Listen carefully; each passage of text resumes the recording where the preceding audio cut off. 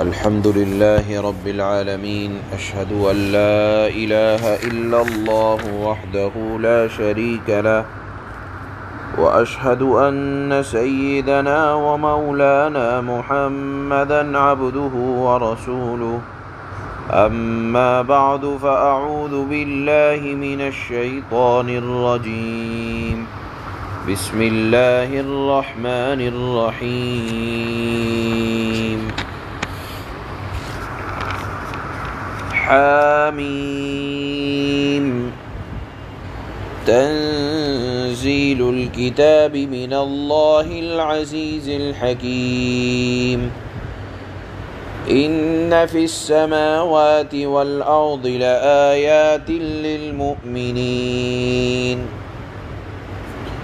وفي خلقكم وما يبث من دابة آيات لقوم يوقنون واختلاف الليل والنهار وما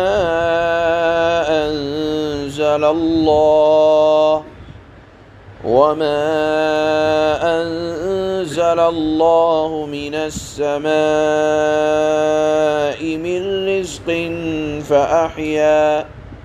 فأحيا به الأرض بعد موتها وتصريف الرياح آيات لقوم يعقلون صدق الله مولانا العلي العظيم۔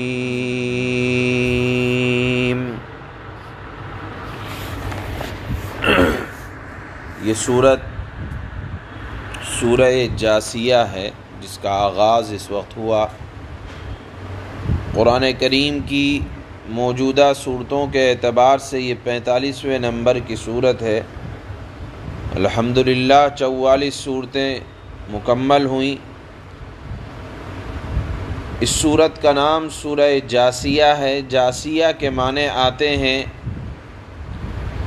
گھٹنے کے بل زمین پر بیٹھنا۔ ڈر کر گھبرا کر آدمی گھٹنے کے بل زمین پر کسی کے سامنے جب بیٹھتا ہے، اس بیٹھنے کی کیفیت کو جاسیہ کہا جاتا ہے۔ اس صورت کے اندر اللہ پاک نے 3 مضامین کے اوپر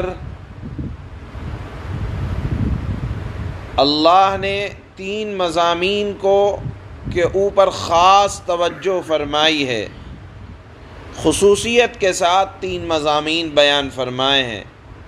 پہلا مضمون یہ ہے کہ اس کائنات میں غور و فکر کرنے والا، اللہ کی قدرت کی نشانیوں میں غور و فکر کرنے والا یہ گواہی دیے بغیر نہیں رہ سکتا کہ اللہ کو اپنی کائنات میں کسی کی بالکل شرکت کی ضرورت نہیں ہے۔ اللہ تنہا بادشاہ ہے، اس کو کسی کی مدد لینے کی ضرورت نہیں ہے۔ یہ مضمون اللہ نے بیان فرمایا۔ دوسرا مضمون یہ بیان فرمایا گیا ہے خصوصیت کے ساتھ اس صورت میں کہ اللہ کے نبی صلی اللہ علیہ وسلم کو جو احکامات، ہدایات شریعت کی روشنی میں دی گئی ہیں، وہ ہدایات اور شریعت ذرا گزرے ہوئے انبیاء سے مختلف ہے، اللہ کی طرف سے ہیں، اور اسی طرح کے کچھ احکامات ہیں اور کچھ اس سے الگ ہیں۔ مثال کے طور پر ہر نبی کو توحید کا حکم دیا گیا، یہ تو سب میں مشترک ہے، لیکن ذرا سے کچھ احکامات، عبادات کے طریقے بدلے ہوئے ہیں، لیکن مقصد یہی ہے اللہ کی رضا۔ تو ذرا سے احکامات بدلے ہوئے ہیں، اس سے تعجب نہیں کرنا چاہیے۔ جس طرح پہلے انبیاء کے پاس شریعت نازل ہوئی، رسول اللہ صلی اللہ علیہ وسلم کے پاس بھی شریعت آئی ہے، ذرا مختلف ہے۔ یہ دوسرا مضمون اس صورت کے بنیادی مضامین میں سے ہے۔ تیسرا مضمون اس صورت کے بنیادی مضامین میں سے یہ ہے کہ اللہ نے قیامت کے ہولناک مناظر کو اس صورت میں بیان فرمایا آخر میں، اور انہی مناظر میں سے ایک منظر یہ بھی ہے کہ مجرمین لوگ قیامت کے دن اپنے گناہوں کے ڈر کی وجہ سے، انجام کے ڈر کی وجہ سے گھٹنے کے بل بیٹھ جائیں گے۔ جس طرح آدمی ہولناکی اور پریشانی میں بیٹھ جاتا ہے، اللہ نے اسی کو آیت نمبر 28 میں بیان کیا، جاسیہ کہہ کر بیان کیا۔ اس وجہ سے اس سورت کا نام سورہ جاسیہ رکھا گیا ہے۔ اس سورت کے اندر 37 آیات، 4 رکوع، 492 کلمات، 2131 حروف اللہ پاک نے اس سورت کے اندر بیان فرمائے ہیں۔ اس سورت کے نازل ہونے کا زمانہ بھی مکے کے دور کا زمانہ ہے۔ یہ سورت ان حامیم کی شروع ہونے والی 7 سورتوں میں سے 6 نمبر کی سورت ہے، جن سورتوں کے بارے میں اللہ کے نبی نے فرمایا کہ حامیم کو پڑھا کرو، اس لیے کہ ہر حامیم کسی نہ کسی جہنم کے دروازے پر کھڑی ہوگی اور کہے گی کہ اے اللہ، جس نے مجھے پڑھا، یعنی 7 حامیم کی سورتوں کو پڑھا، اس کو آپ میرے دروازے سے نہ داخل کیجئے۔ تو علماء نے لکھا ہے کہ ہفتے کے 7 دن ہوتے ہیں، 7 دن اپنا معمول بنا لینا چاہیے کہ ہر دن کوئی نہ کوئی سورت پڑھی جائے، تاکہ جس کا یہ معمول ہوگا وہ جہنم کے دروازوں سے تو داخل نہ ہو سکے گا۔ اس کے بعد اب اللہ نے اس سورت کا آغاز فرمایا لفظ حامیم، جو کہ حروف مقطعات میں سے ہے، جس کے معنی اللہ جانتے ہیں۔ پھر فرمایا کہ یہ رسول اللہ صلی اللہ علیہ وسلم نے نعوذ باللہ گڑھ کر نئی صورت پیش کی ہے۔ جس طرح یہ الزام تھا کہ اللہ کے نبی اپنی طرف سے بنا کر پیش کر دیتے ہیں، اللہ نے فرمایا کہ اللہ نے اس کتاب کو نازل فرمایا ہے، اور اس کی طاقت یہ ہے کہ زبردست بھی ہے اور حکیم بھی ہے، یعنی کسی کی مجال نہیں اللہ کی مجال کے آگے، اور کسی کی کوئی حکمت نہیں اللہ کی دانائی کے آگے۔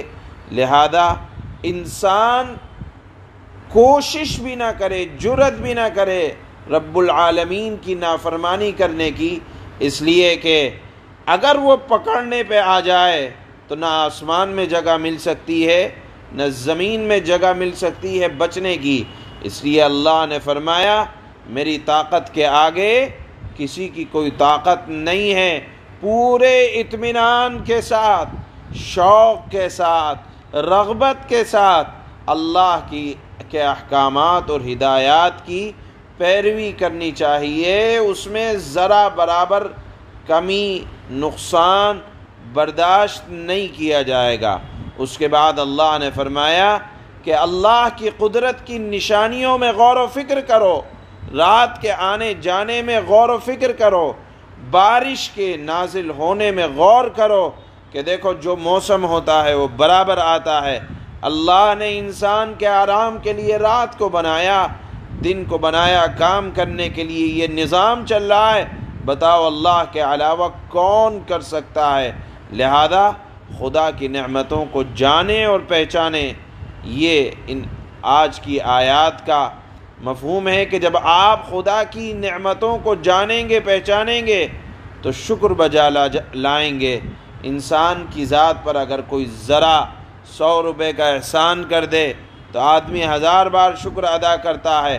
اللہ نے اتنی بڑی جان دی، اتنا بڑا جسم دیا، فری میں دیا، اور پھر اس جسم کو چلانے کے لیے سورج کو، چاند کو، زمین کو، موسم کو، آسمان کو، سب کو خدمت پر لگا دیا۔ لہذا اللہ کہتا ہے کہ شکر بجا لاؤ۔ تو اگر تم غور و فکر کرو گے اس نظام کے اندر کہ بتاؤ آسمان کو تھامنے والا کون ہے، جس نے کمال خوبی سے، لامحدود طاقت سے اللہ نے اس کی آسمان کی حفاظت کر رکھی ہے، اور پھر اللہ نے فرمایا کہ کچھ نہیں کر سکتے تو اپنی پیدائش میں غور کرو، اپنی بناوٹ میں غور کرو، اور اپنے جسم میں غور کرو کہ دوسرے جانوروں کی ساخت کیسی ہے۔ آپ دیکھیں انسان کو ہاتھی کی طرح اس کی ناک کو اتنا لمبا نہیں بنا دیا یا کان اتنے بڑے نہیں بنا دیے، بلکہ انسان کے لائق کہ اس کو خوبصورت کیسے بنایا جا سکتا تھا، اس کے جسم کو اسی اعتبار سے بنایا۔ اللہ نے فرمایا اپنی پیدائش میں اپنے جسم میں غور کرو، پھر اس کے بعد جہاں رہتے ہو، زمین پر رہتے ہو، ذرا سمجھو کہ کیسے یہ زمین خشک ہو جانے کے بعد، پانی ملنے کے بعد یہ زمین کیسے ہری بھری ہو جاتی ہے۔ اللہ نے فرمایا کہ ان قدرت کی نشانیوں میں اگر تم غور کرو گے تو دل یہ کہے گا کہ اللہ کو اس کائنات کے چلانے میں کسی ذرہ برابر کسی شرکت کی ضرورت نہیں ہے۔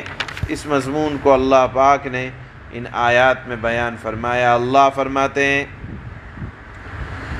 بسم اللہ الرحمن الرحیم، شروع اس اللہ کے نام سے جو سب پر مہربان ہے، بہت مہربان ہے۔ حامیم،